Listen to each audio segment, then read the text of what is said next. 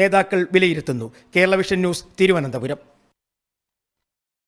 Delhi IAS പരിശീലന കേന്ദ്രത്തിൽ വിദ്യാർത്ഥികൾ മരിച്ച സംഭവത്തിൽ 5 പേർ കൂടി അറസ്റ്റിൽ. കൂടുതൽ വിദ്യാർത്ഥികൾ മരിച്ചതായി സമരക്കാർ ആരോപിച്ചു.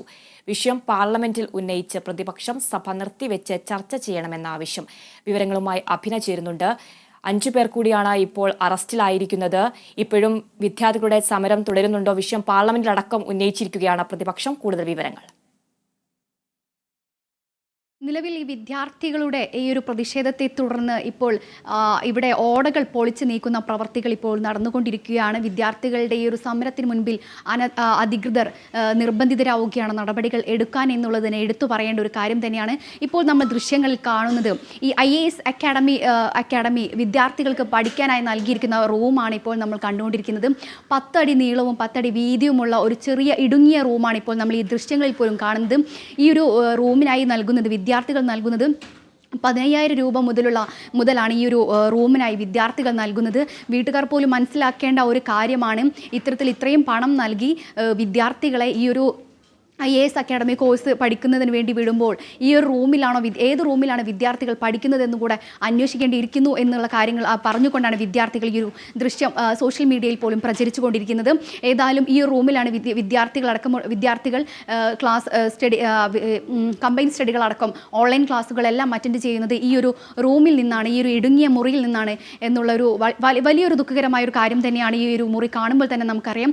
എന്നാൽ ഈ ഒരു വിഷയത്തിൽ നിരവധി പാർട്ടി പ്രവർത്തകരടക്കം രംഗത്തെത്തിയിട്ടുണ്ട്. ഇപ്പോൾ നിലവിൽ രാജ്യസഭയിലും അതുപോലെ തന്നെ ലോക്സഭയിലും ഈ ഒരു വിഷയം ചർച്ച ചെയ്യാൻ തന്നെയാണ് തീരുമാനം. ഈ രാജ്യസഭാ ചെയർമാൻ ഈ ഒരു ദുരന്തത്തിൽ മരിച്ച വിദ്യാർത്ഥികൾക്ക് അനുശോചനം ഏർപ്പെടുത്തിക്കൊണ്ടാണ് ഈ ഒരു വിഷയം ചെയ്യാനുള്ള അനുമതി നൽകിയിരിക്കുന്നത്. അതുപോലെ തന്നെ ഈ കുട്ടികളുടെ ഭാവി ജീവിതത്തെക്കുറിച്ച് വലിയ ആശങ്കയുണ്ടെന്നും രാജ്യസഭാ ചെയർമാൻ പറയുകയുണ്ടായി. അതുകൂടാതെ തന്നെ ലോക്സഭയിലും ഈ ഒരു വിഷയത്തെക്കുറിച്ച് അടിയന്തര പ്രമേയത്തിന് അനുമതി നൽകുകയും ചെയ്തിരുന്നു. നിലവിൽ 3 MP-മാരാണ് ഈ ഒരു വിഷയത്തെക്കുറിച്ച് അനുമതി നൽകിയിരിക്കുന്നത്. ആദ്യം നോട്ടീസ് നൽകിയിരിക്കുന്നത് മാണിക്യം ടാഗോറാണ്. ഈ ഒരു നോട്ടീസിൽ പ്രധാനമായും ചൂണ്ടിക്കാണിച്ചിരിക്കുന്നത് ദുരന്തവുമായി ബന്ധപ്പെട്ട് ആർക്കാണ് ഉത്തരവാദിത്തം എന്നുള്ള കാര്യമാണ് ഇദ്ദേഹം മാണിക്യം ടാഗോർ നൽകിയിരിക്കുന്നത്. അതുപോലെ തന്നെ ഈ വിഷയം സഭ നിർത്തിവെച്ച് ചർച്ച ചെയ്യണമെന്നും അദ്ദേഹം പറയുകയുണ്ടായി. അതുകൂടെ തന്നെ പഞ്ചാബിൽ നിന്നുള്ള അമർ സിംഗും ഈ സഭ നിർത്തിവെച്ച് ചർച്ച ചെയ്യണമെന്ന് ആവശ്യപ്പെടുകയുമുണ്ടായി. അതുപോലെ തന്നെ കേരളത്തിൽ നിന്നും ഹൈബീഡൻ MPയും ഈ സ്ഥലത്തെ ഈ ഒരു വിഷയം ഉന്നയിച്ചുകൊണ്ട് നോട്ടീസ് നൽകുകയും ചെയ്തിട്ടുണ്ട്. അതേസമയം വലിയ രീതിയിലുള്ള ചർച്ച തന്നെ ഈ ഒരു വിഷയവുമായി ബന്ധപ്പെട്ട് നടക്കുന്നുണ്ട്. അതുകൂടാതെ തന്നെ BJP ആം ആദ്മി പാർട്ടിക്കെതിരെ വലിയ രീതിയിലുള്ള പ്രതിഷേധങ്ങളാണ് ഇപ്പോൾ ഉന്നയിച്ചുകൊണ്ടിരിക്കുന്നത്. അതുകൂടാതെ തന്നെ സ്ഥലത്ത് വലിയ രീതിയിലുള്ള പ്രതിഷേധങ്ങളും BJPയുടെ നേതൃത്വത്തിൽ നടക്കുന്നുണ്ട്. ഈ ഒരു പ്രതിഷേധം ആം ആദ്മിക്കെതിരെ രൂക്ഷ വിമർശനം നടത്തിക്കൊണ്ടാണ് ഈ ഒരു പ്രതിഷേധം നടന്നിരിക്കുന്നത്. ഈ ഒരു സംഭവത്തിൽ ആം ആദ്മി പാർട്ടി നേതാക്കൾക്കും അതുപോലെ തന്നെ അരവിന്ദ് കെജ്രിവാളിനെതിരെയും ക്രിമിനൽ കുറ്റം ചുമത്തി നടപടിയെടുക്കണമെന്നാണ് BJP ഏറ്റവും കൂടുതൽ എടുത്തു പറയുന്ന ഒരു കാര്യം. അതുകൂടാതെ തന്നെ ഈ ഒരു സംഘർഷത്തിൽ പോലീസ് ജലപീരങ്കി ഉപയോഗിക്കുന്ന ഒരു ഘട്ടത്തിൽ വരെ ഈ ഒരു പ്രതിഷേധം എത്തുകയും ചെയ്തിട്ടുണ്ട്.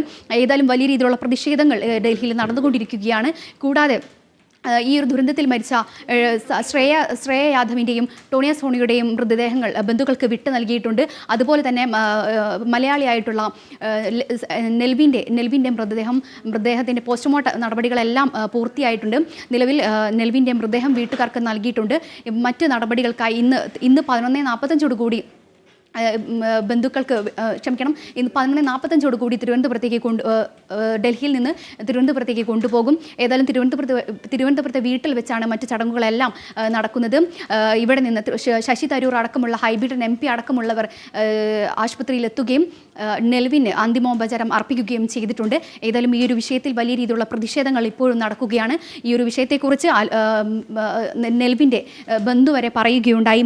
മാധ്യമങ്ങളിൽ വലിയ രീതിയിലുള്ള വിശ്വാസം നമുക്കുണ്ട്. അതുകൊണ്ട് തന്നെ നിയമവിരുദ്ധമായി ഇത്തരത്തിലുള്ള സ്ഥാപനങ്ങൾ കണ്ടെത്താനും അവർക്ക് വേണ്ട നടപടികൾ സ്വീകരിക്കുന്നതിനുള്ള കാര്യങ്ങളെല്ലാം തന്നെ മാധ്യമങ്ങൾ വലിയ രീതിയിൽ കണ്ടെത്തുമെന്ന പ്രതീക്ഷയുണ്ടെന്നും അദ്ദേഹം പറയുകയുണ്ടായി. കൂടാതെ തന്നെ ഇത്തരം സംഭവങ്ങൾ ആവർത്തിക്കാതിരിക്കാനുള്ള നടപടികളും സ്വീകരിക്കണം, ഭരണകൂടം അടക്കമുള്ളവർ സ്വീകരിക്കണമെന്ന കാര്യങ്ങൾ കൂടെ ഈ നെൽവിൻ്റെ ബന്ധു പറയുകയുണ്ടായി. അതുകൂടാതെ തന്നെ ഈ കുടുംബത്തിന് നഷ്ടപരിഹാരം നൽകണമെന്നും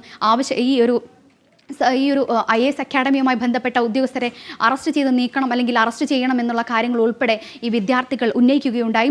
എന്നാൽ ഈ ഒരു വിഷയത്തിൽ 5 പേർ നിലവിൽ ഈ 5 പേരാണ് ഈ ഒരു സംഭവവുമായി ബന്ധപ്പെട്ട് അറസ്റ്റിലായിരിക്കുന്നത്. കഴിഞ്ഞ ദിവസം 2 പേർ അറസ്റ്റിലായിരുന്നു.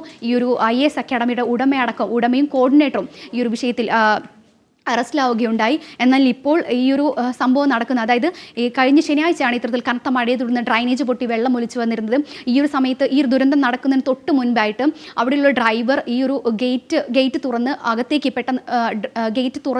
അകത്തേക്ക് തള്ളി വരുന്ന ഒരു സ്ഥിതി ഉണ്ടാവുകയുണ്ടായി.